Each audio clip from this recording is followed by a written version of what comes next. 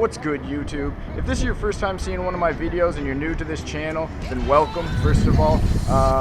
Give a quick introduction of myself and the channel a little bit. My name's Tyler, 21 years old, and I'm from Canada. And the car you're looking at behind me is my 2010 Mazdaspeed 3. So in this video, I'm gonna go over everything that I have done to my Mazdaspeed 3, Pearl White Mazdaspeed 3. And I've owned it for 2 years now. Actually, not even 2 years, about a year and a half. Will be 2 years actually on Halloween, so that will be the 2-year anniversary of owning this car. And I've gotten a lot more done to it than I planned on it in just a year and a half. So let me walk you through everything I've done to it, and we'll get this video started.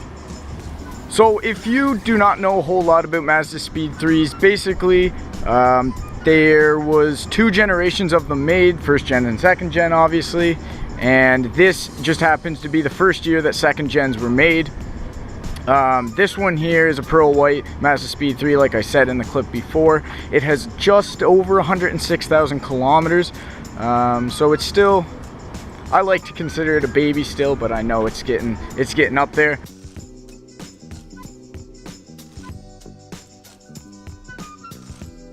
Okay, to start off all my mods and accessories to this car that I have put on, also I might as well start with the outside and just start with, I guess, the ricey mods, as I like to call them, for style points and scene points. So we will start with the wheels, the most noticeable thing on the car, what I like to think the most noticeable thing.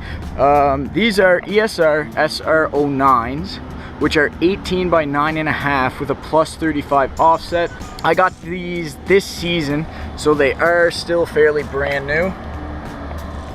And I have some open end lug nuts from Urethane, which really match the gold on the rivets for the wheels, so I was pumped about that when I finally got some nice lugs to match the wheels. Yeah, that is my wheel setup. It's the same all the way around. I run a Cooper Xenon 235/40/18 for a tire. I could use a 245, but 245s are pretty expensive, and that's what you get for blowing all your money on your wheels.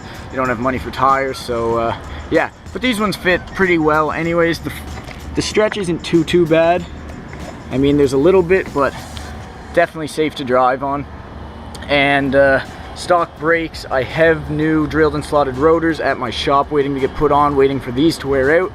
But stock Mazdaspeed calipers, which are painted cherry red for an extra 5 horsepower. So right next to the wheels, the next thing closest to them is the Rally Armor urethane mud flaps. I got these this season as well, and I didn't plan on getting red actually.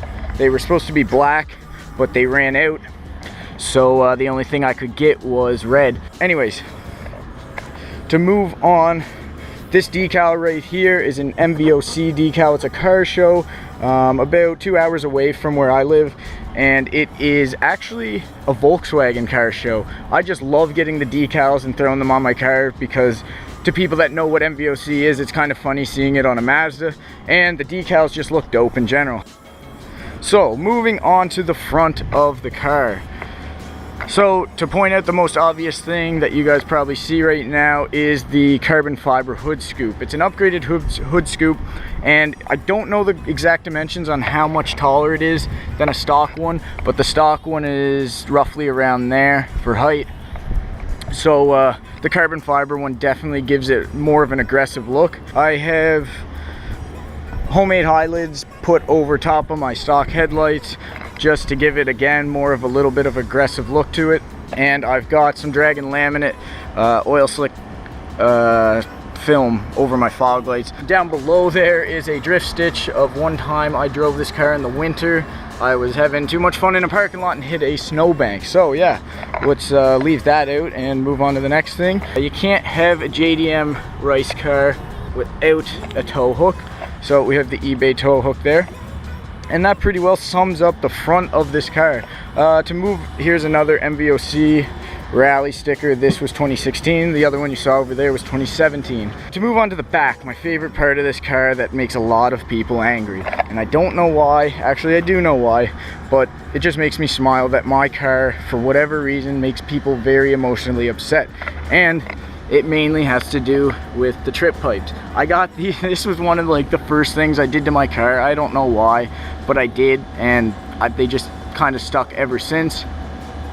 They're 4.5-inch tips, I think, stainless steel tips. But yeah, I put those on last year, the start of last summer, and they kind of just stayed on the car. Tail lights are tinted red, full red. Yeah, that's pretty well it for the outside of this car. There's not a whole lot done to it. Most of my money went into the engine bay. As that being said, let's move right into the engine bay. It's a stock block with a bigger turbo in back. It's a Corksport turbo. It's not much bigger, but you definitely see the difference after installing it. It fits right in there nicely, and I didn't really have a whole lot of issues installing it. I did it myself with a buddy, and we pretty well banged it out with the downpipe install as well, probably in a day. But to keep moving forward, we got a short ram Corksport intake with the turbo inlet pipe that you can't really see, but it is back there. That red hose connects to it. And to go down below, I don't know if you can see this or not, but there is a Damon Motorsports oil catch can down there with the venting filter on top. Blue shiny thing you're seeing here is a Turbo Smart dual port blow off valve, and I have it on full recirc for my tune. While we're on the tune subject, I might as well tell you that this car is tuned by Justin at Freak Tune, and I am currently in the midst of it, kind of. I've kind of come to a halt because where I live, the gas is so shitty. We can't really up the boost anymore, so we're kind of stuck at 20 psi at the moment. But to keep moving forward, for fuel, stock fuel pump with high pressure fuel pump internals from Autotech. Stock Topman intercooler, I know I'm going to get a lot of hate for that. That's going to be going hopefully next season or this winter. As you can see right there, that shiny pipe, if it's coming up on camera, that is a 3-inch catless downpipe. I believe I got that just off eBay or something, but piping is piping. Rare Mazdaspeed oil cap, which I got from a buddy in the Mazdaspeed community. 3-bar map sensor down here, and a 3-port Grimspeed boost controller. Helps dial in boost levels perfectly. Another thing I forgot to add is my Sure Motorsports short shifter plate and counterweight, which is under the intake. I don't know if you can see it down there, it's blue, but I love that. That is a great add-on to this car. Short shifter plate makes a world of a difference. But I think that's it for the engine bay. To move on to exhaust, like I said, the turbo's coming, or off the turbo is a 3-inch catless downpipe, which is fairly loud, and that goes to a 3-inch straight catback. So it's all, the car's full straight piped, and it sounds really good in my opinion. I get a lot of compliments on how the car sounds, except from my neighbors. They do not really like it, but I will give it a start here, a couple revs, just to show you guys an example of what it sounds like.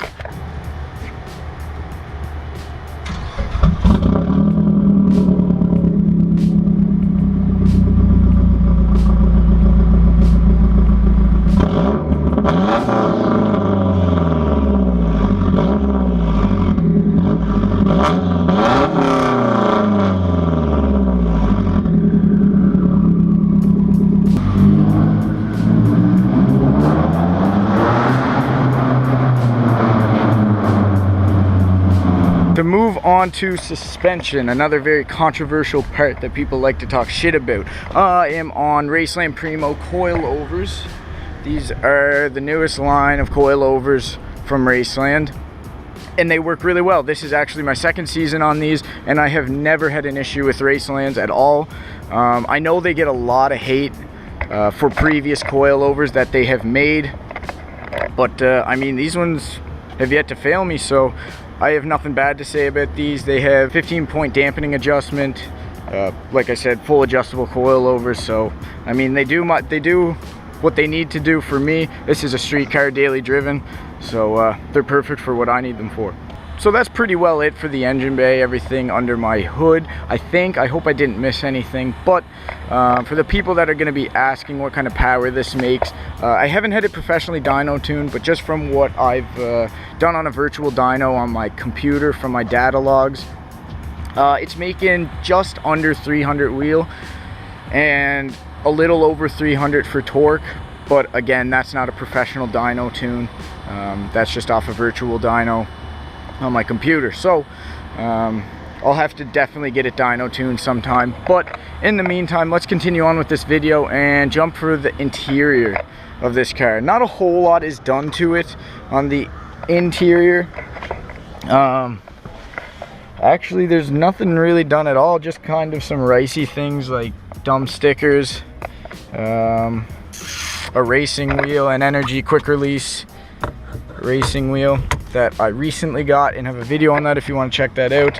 And the most important part and my favorite part of the car, my Cobb Accessport. Yeah, so it's coming on here now. Basically, these are an essential to these cars and a lot of other cars. They're great for everything from tuning, just from monitoring your levels. As you can see here, from top left down, we've got my boost, we've got coolant temperature, we have knock, AFRs, top right, fuel pump pressure, and boost air temperatures. So that's what I monitor on mine. There's lots of other things you can monitor. It's also great if you get engine codes coming up. You can read them and clear them if you need to. So yeah, Accessports are a great add-on to these cars, and like I said, many others. But yeah, that's pretty well it for all my mods I've got done to this. I've showed you under the hood, I've showed you my exhaust, I've showed you my wheels, my suspension, everything I've got done to this. And yeah, like I said, I've owned this pretty well 1.5 years now. I still have a lot of plans left for it. I'm not thinking about selling it anytime soon. I don't winter drive this anymore, obviously. As you can probably tell, it is too low to. I drive my truck. But anyway, I think that's going to be the end of this one, guys. I hope you enjoyed this video, and like I said, if you're new to this channel, welcome. Definitely subscribe, and I'll be definitely posting more content on this car. So yeah, that's going to be it for me, guys, and I'll check you in the next one. Peace.